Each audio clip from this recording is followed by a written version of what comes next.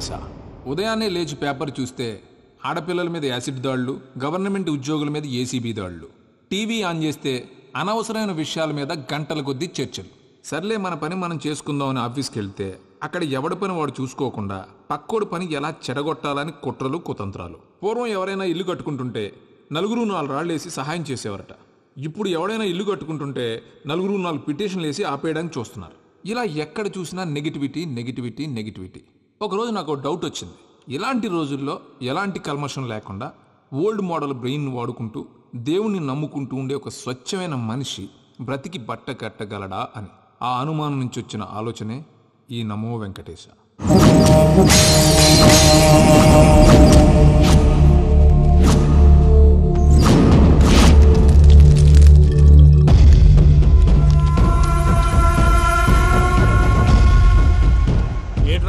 లెక్కలు చూడకుండా దిక్కులు చూస్తున్నావేంటి? చూడండి గురుగారు, ఆయిల్ పట్టిన అడవి పందిలా ఉన్నాడు. కోస్తే కర్నూలు మొత్తం జరిపోతాడు. వీడికి ఆ బంగారు బొమ్మ లాంటి పిల్లతో పెళ్ళంట. ఏం కాంబినేషన్ అండి ఇది? కాంబినేషన్స్ మనం ఫిక్స్ చేసుకుంటే సరిపోద్దేంట్రా, ఆ పైవాడు ఫిక్స్ చేయొద్దు. ఏంటి చెప్తారు? అవతల వాళ్ళు పెళ్లికి ఏర్పాట్లు చేసుకుంటుంటే. ఓ అబ్బో, రామాయణంలో రావణాసురుడు కూడా సీతమ్మ వారిని తీసుకెళ్లి ఇంతకంటే బందోబస్తు ఏర్పాట్లు చేశాడు. చివరికి ఏమైంది? రాముడి చేతిలో తుక్కు తుక్కయ్యాడు. ఏవో పురాణాలు చెప్తూ ఉంటారు. సరే, ఈ యాంబియన్స్ కు తగ్గ రిఫరెన్స్ చెప్తాను. ఒక్కడి సినిమా చూసావు కదా? చూశాను. భూమికను పెళ్లి చేసుకోవడానికి ప్రకాష్ రాజు నానా పాపాలు చేశాడు. క్లైమాక్స్ లో ఏమైంది?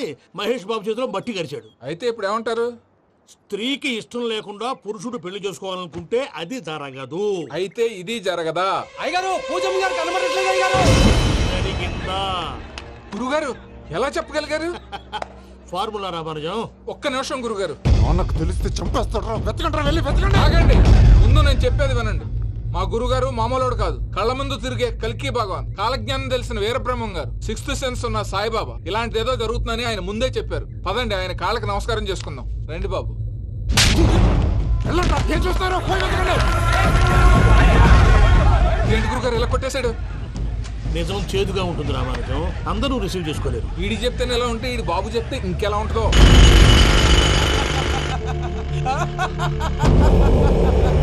చంగలనాయుడు, నీకు నచ్చిందల్లా కావాలంటే ఎట్టా కుదురుతాయా? నా క్వారీ నీకు నచ్చింది నిజమే, అందుకని దీన్ని నీకు అమ్మేయాలా? నువ్వు చెప్పేది ఎలా ఉందంటే, నాకు నచ్చి నేను అమ్మమంటే నువ్వు అమ్ముతావా? కొన్ని కుదరవు. నీ ధైర్యానికి కారణం గురువారి. వాడు జైల్లో ఉన్నాడు. పులి జైల్లో ఉండొచ్చు, పులి పిల్లలు అంటే ఆయన మనుషులు బయటే ఉన్నావు. హలో సూరి, అమ్మాయి గారు ఇంట్లోంచి పారిపోయారు. అయ్యారు, పూజం గారి ఇంటి పారిపోయారంటే. ఇంట్లో ఆడవాళ్ళనే కంట్రోల్ చేయలేనోడు మనల్ని కంట్రోల్ చేస్తాడంట్రా.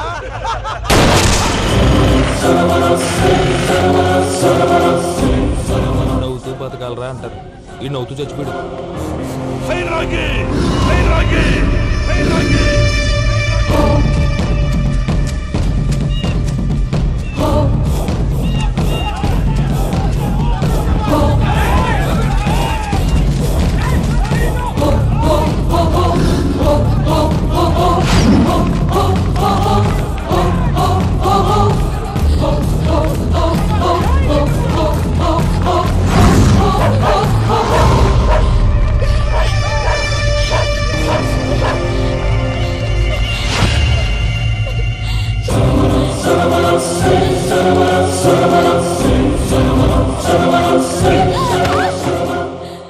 నా గురించి నీకు కొంచెమే తెలుసు. పూర్తిగా తెలుసుకోనీకే ట్రై చేయకు. నువ్వెంత ప్రయత్నించినా ఈడ నుంచి తప్పించుకోలేవు. నా కొడుకుతో నీ పెళ్లి జరగాల జరుగుతుంది.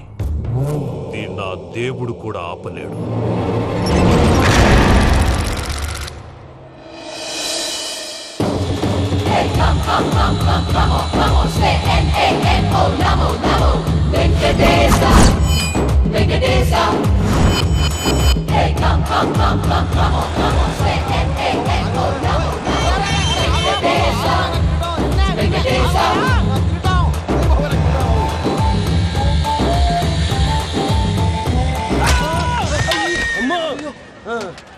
అమ్మో, అయ్యో, నీకేం కాలేదు కదా? ఒక్క నిమిషం బాబు. నా నడు సెట్ అయిపోయింది బాబు. సెట్ అయిపోయింది. నా నడు సెట్ అయిపోయింది. Thank you Babu, thank you Babu, thank you. ఇదిగో నీ కర్ర. నాకు రేటం పట్టిపోతావా? నా బండి మీద ఉంటే హెల్మెట్ అనుకున్నాను. మరి పారిపోతా? నిన్ను చూసి ఎవరు పారిపోతారు? అదిగో వాళ్ళని చూసి.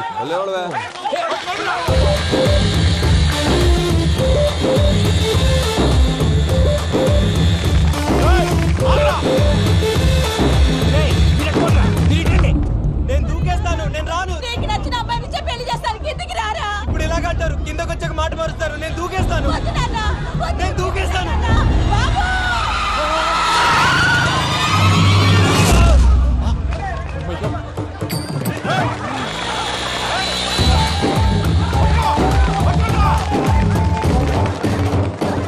ఆగండి రా బాయ్, ఈడేంద్రా మలేష్ అన్న ఏరియాలో దూరిండు. ఏం రా సోడా మా ఎంకన్న ఎమ్మడి పడుతుంది. వాడేం చేసిండో ఎరకేనా అన్న? ఈ రోజు మన సోడా సాంబయ్య గారు ఎమ్మెల్యేగా పోటీ చేస్తున్నారంటే అది మనందరికీ గర్వకారణం. సోడా కొట్లో కూర్చున్న ఆయన్ని తీసుకెళ్లి అసెంబ్లీలో కూర్చోబెట్టాల్సిన బాధ్యత మనందరి మీద ఉంది. సార్ ఎక్కడ రావాడు? అదే నేను చూస్తున్నాను సార్. అదిగో వచ్చేసాడు సార్. టైం అయిపోయింది. రాబాయ్ బాబు. ఏం భయ అంత లేట్ చేసినావు? మోపే ట్రబుల్ ఇచ్చింది, అందుకే లేట్ అయింది. ఇగో చూడు, ఊకి అపోజిషన్ తిట్టుడే కాదు, నన్ను కూడా ఎలివేట్ చేయాలి అంటే పొగడాలి. మా పనే అది. కాకపోతే నాకు రాజకీయాలు తెలియవు. అవును సార్, అందుకే మీరు పాయింట్లన్నీ పేపర్ మీద పెట్టించారనుకో అన్న షూర్ అయిపోతాడు. ఆల్రెడీ మీ అపోజిషన్ లిస్ట్ కూడా మాకు వచ్చింది. అట్టనా? అరే ఇచ్చేయి, మన ఫైల్ కూడా ఇచ్చేయి. చల్ షురూ కర్. మీరు అలా కూర్చోండి. అన్న మూర్తి గారి దగ్గర పోయి నీ యూరో ప్రోగ్రామ్ తో కనుక్కొని వస్తా. ఇది అయిపోగానే డైరెక్ట్ గా మీటింగ్ వచ్చేసాను. లిస్ట్ యదమ్మతి మరిపో నువ్వు. వస్తాను. వాడు మన పేరు తిన్నప్పుడల్లా మీరు చప్పట్లు కొట్టాలి. గది చూసి కిందున్న మనోళ్ళు ఫాలో అయిపోతారు. అందరికీ నమస్కారం. ప్రోగ్రామ్ స్టార్ట్ చేసే ముందు ప్రార్థన చేయటం నా అలవాటు. ఎందుకంటే సడన్ గా వర్షం రాకూడదు, కరెంటు పోకూడదు, కరెంటు వైర్ల మీద పడి ఎవరు రాలిపోకూడదు. రెడీగా ఉండండి రా. నమో వెంకటేశ.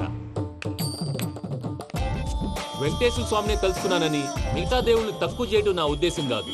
ఎవరు గొప్పతనం వాళ్ళది. ఉదాహరణకి రెడీగా ఉండండి రా. వినాయకుడు, ఆయన ఏం తక్కువ తిన్నాడా? ఆ దేవుళ్ళ మీటింగ్ గురించి ఆపేసి మా మీటింగ్ సంగతి చూడు. సమయాభావం వల్ల అందరి దేవుళ్ళు కవర్ చేయలేకపోతున్నాను. ఇప్పుడు మీ అందరికి ఒక ముఖ్యమైన వ్యక్తిని పరిచయం చేయబోతున్నాను. రెడీగా ఉండండి రా. చిట్టి బాబు. చూడటానికి పొట్టిగా ఉన్న చాలా గట్టివాడు. వీడు ఇప్పుడు ఒక వ్యక్తి గురించి కొన్ని నిజాలు చెప్పబోతున్నాడు. ఆ వ్యక్తి ఎవరో కాదు. రెడీగా ఉండండి రా. Is none other than soda Sambaiah. 5వ తారీఖు అంటే అది. అయ్యో బాబాయ్, ఫైల్ మారిపోయింది. భయ్య పరిస్థితి ఏంటో తిప్పు తిప్పు. చిట్టి బాబు, మన సోడా సాంబయ్య గురించి కొంచెం చెప్పు. ఆయన చాలా కింద నుంచి పైకెట్టాడు. చిన్నప్పుడు స్కూల్లో పక్కోడి బలిపాలు పెన్సిల్ దబ్బేసేవాడు. అంటే శ్రీకృష్ణుడు టైప్ అన్నమాట. గివెందుకు చెప్పిస్తున్నాడు రా? లీడ్ తీసుకుంటున్నాడు, ఏదో ఉంటా సార్. చిన్నప్పుడు ఇలాంటి చిలి పనులు అందరూ చేస్తారు. వేరే ఏమన్నా చెప్పు. థియేటర్లో బ్లాక్ టికెట్లు అమ్ముకునేవాడు. చెప్పమంటావా? బ్లాక్ టికెట్లా? ఏంటి చిట్టు బాబు?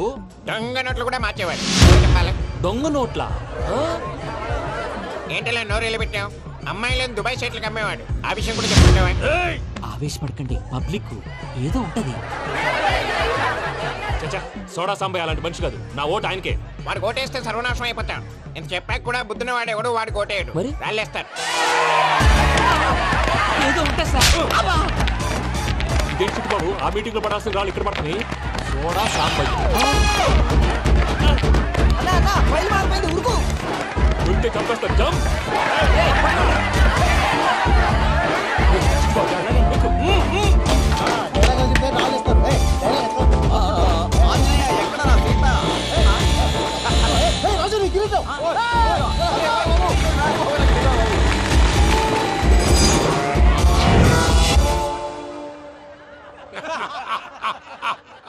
టోటల్ గా సోడా గ్యాస్ తీసేసిండు అన్నమాట. అరే ఇజ్జత్ పోయి మేము ఏడుస్తా ఉంటే గట్లా నవ్వుతారేమరా? మా ఎంకన్నంటే ఎవడనుకున్నావురా? సాక్షాత్తు ఎంకట రమణమూర్తి. మరిగా సామె మా ఎంకరతోని నిజం చెప్పించిండు. అరే ఏమన్నా లాజిక్ మాట్లాడుతున్నావు? అరే అదగాడిని అప్పగించు, లేదంటే గాడిని ఎలా తీసుకెళ్లాలో మాకెరకనే. అయిపోయిండ్రా కథ. ఎంకరం తీసుకోపోతావు? తోలుకోపోతావే? నా ఎంకరం తోలుకోపోతావు?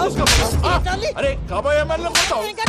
అరే నువ్వు ఎమ్మెల్యే అయితే నాకేది? నడువే, నా ఎంకరం. అరే వాడిన ఇద్దరు తీసుకున్నాక నీకు ఇచ్చదేంద్రా? బస్సే బాస్, నీ లంగమతి ఎవరు ఊరుకో పెద్దమ్మా. ఇందులో ఆయన తప్పే ఉంది. బోల్ డబ్బులు పెట్టి మీటింగ్ పెట్టాడు, అది నా వల్ల అప్సెట్ అయింది, అందుకే నా వెంట పడ్డారు. మీరు ఉండండి. అంతే అంతే, నువ్వు వెళ్ళండి వెళ్ళండి. వస్తానన్నా అన్న మలేషియా వస్తానన్నా. అక్క నేను బీపీ తగ్గించుకోరా? నీ ఆరోగ్యం గురించి చెప్తున్నాను అక్క. మీరు వెళ్ళండి సార్. పెద్దమ్మా అతను చెప్పింది నిజమే, నువ్వు కొంచెం బీపీ తగ్గించుకోవాలి. గట్లనే తక్కువ చేసుకుంటా. ఏంది భయ నారాయణ ఊరుకూరుకొని రమ్మంటివి? మన ఎంకరకి పెళ్లి గిట్లు ఏమైనా సెటిల్ అయిందా? వీడికి ఇంకా పెళ్లి అవ్వదన్నా, అందుకే మేము ఇద్దరం కలిసి పుణ్యక్షేత్రాలకు పోదాం అనుకుంటున్నాం. ఆ విషయం నీతో చెబుదామని. ఏం మాటలు బాబాయ్? లేకపోతే ఏంట్రా, మీ నాన్న పోతూ పోతూ నిన్ను నా చేతిలో పెట్టిపోయాడు. ఇప్పుడు ఆ బాధ్యత పెద్ద బరువు అయిపోయింది. అరే ఇప్పుడు ఏమైందని ఎంకన్నను బంగారం లెక్క పెంచితివి. పెంచితే సరిపోతుందా? వీడికి 20 సంవత్సరాల వయసు వచ్చినప్పటి నుంచి సంబంధాలు చూస్తున్నాం. మొదట్లో వర్షాకాలంలో వర్షాలలాగా విపరీతంగా వచ్చాయి, తర్వాత ఎండాకాలంలో వర్షంలాగా అప్పుడప్పుడు వచ్చాయి. ఇప్పుడు కరువు వచ్చినట్టు అసలు రావడమే మానేసి. బాబాయ్ జీవితం తోట లాంటిది, అందులో మనం తోటకూర లాంటి వాళ్ళం. తోటకూరతో పప్పు చేసుకోవచ్చు, వేపుడు చేసుకోవచ్చు, అంతేగాని రసం సాంబార్ చేసుకోలేం కదా.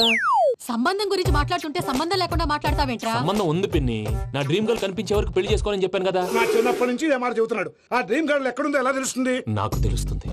తుఫాన్ వచ్చే ముందు హెచ్చరికలాగా ఆ అమ్మాయి ఎదురుపడినప్పుడు నాలో కొన్ని కదలికలు వస్తాయి. తను నా దగ్గరకు వస్తుంటే గాలిలో గులాబీ పూలు వాసన వస్తుంది. అంతెందుకు, ఆకాశంలో సూర్యుడు 1000 రెట్ల కాంతితో నా పక్కన నిలబడినట్టుంటుంది. సూర్యుడు పక్కన నుంచుంటే కనిపించేది అమ్మాయి కాదు, యముడు. నీ ఫ్రస్ట్రేషన్ నాకు అర్థమైంది. ఒక విధంగా పెళ్లి లేట్ అవడం మన మంచికే. మంచిగా? మరి ఇప్పుడు మన ఇంటికి వచ్చేది కోడిపిల్ల కాదు, ఆడపిల్ల. కోటి ఆశలతో వస్తుంది. అందుకే ఆమెకి ఏ ఇబ్బంది లేకుండా ఫ్లాట్ తో పాటు ఫర్నిచర్ కూడా కొన్నాను. రేపు నానో కారు కూడా వచ్చేస్తుంది. ఇప్పుడు నేను పెళ్లికి రెడీ. జస్ట్ నా డ్రీమ్ గర్ల్ కనపడమే లేటు. చూసావా అన్న, ఎక్కడికి వెళ్ళా మళ్ళీ ఆ డ్రీమ్ గర్ల్ దగ్గరికే వస్తాడు. వీడికి జన్మలో పెళ్ళేయట్లేదు. ఇక మన పోదాం పదవే. నేను పరిశ్రమ కుక మన ఎంకన్న జాతకంలో దోషం గిట్లుందేమో జర చూపిద్దాం.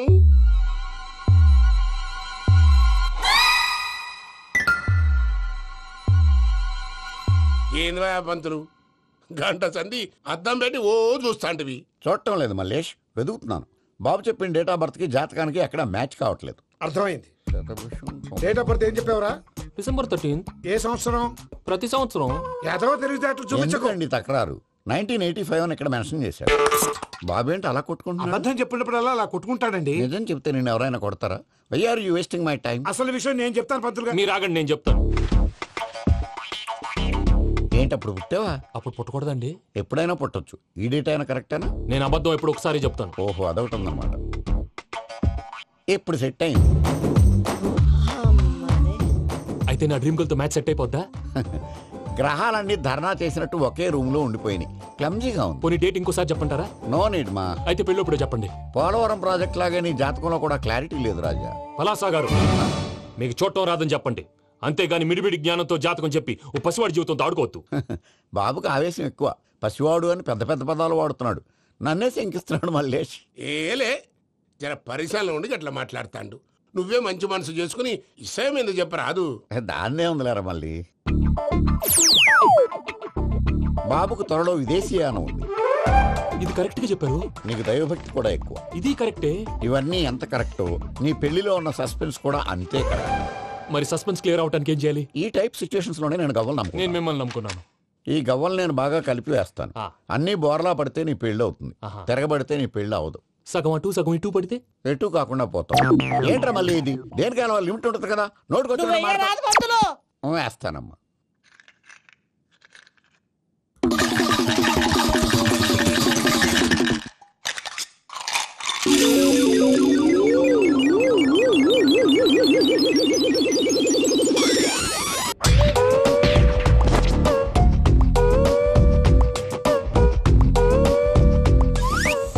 పోదకూడదు బాబు.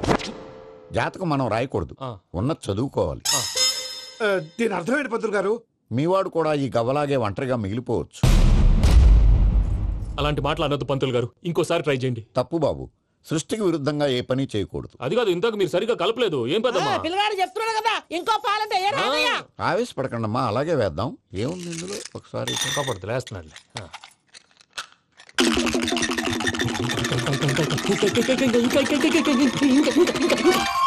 నువ్వు కల్